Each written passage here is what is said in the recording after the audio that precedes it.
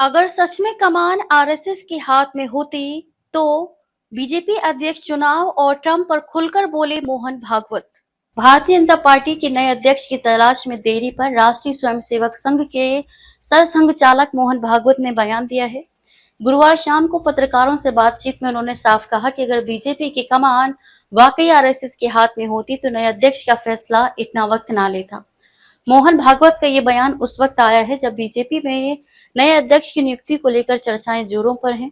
मौजूदा अध्यक्ष जेपी नड्डा का कार्यकाल जनवरी 2023 में खत्म हो चुका है, लेकिन 2024 के लोकसभा चुनाव और संगठनात्मक व्यस्तताओं के चलते उन्हें 2 बार कार्यकाल विस्तार दिया गया।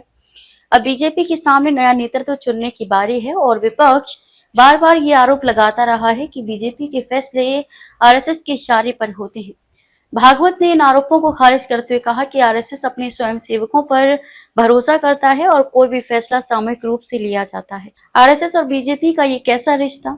आरएसएस को अक्सर बीजेपी का वैचारिक मार्गदर्शक माना जाता है। दोनों संगठनों का रिश्ता पुराना है और कई मौकों पर आरएसएस के स्वयंसेवक बीजेपी के लिए रणनीति बनाने में अहम भूमिका निभाते हैं।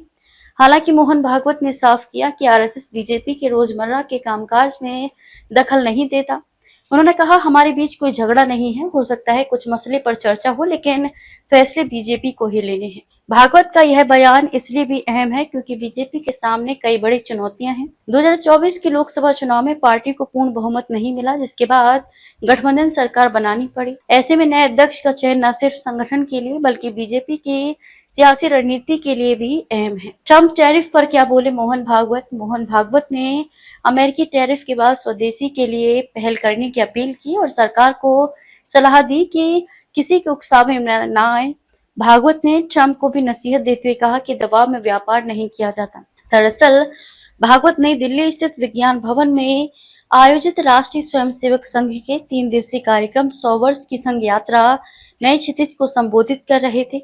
इस दौरान उन्होंने लोगों से बाहर के बने उत्पादों की बजाय घर के बने पेय और खाद्य पदार्थों का इस्तेमाल करने की अपील की। भागवत ने कहा, आत्मनिर्भरता को अपने घर से शुरू करें। जब स्वदेशी की बात करते हैं तो लगता है कि विदेशों से संबंध नहीं रहेंगे। ऐसा नहीं है। अंतर्राष्ट्रीय व्यापार तो होगा, लेकिन इसमें दबाव नहीं, स्वेच्छा होना चाहिए। इसलिए स्वदेशी का पालन करना है। अपने घर की चौखट के अंदर अपनी भाषा और अपनी वेशभूषा चाहिए। भाषा, भूषा, भजन, भोजन अपने घर के अंदर अपनी परंपरा का चाहिए। जहाँ आवश्यक है अपनी भाषा के शब्द प्रयोग करो।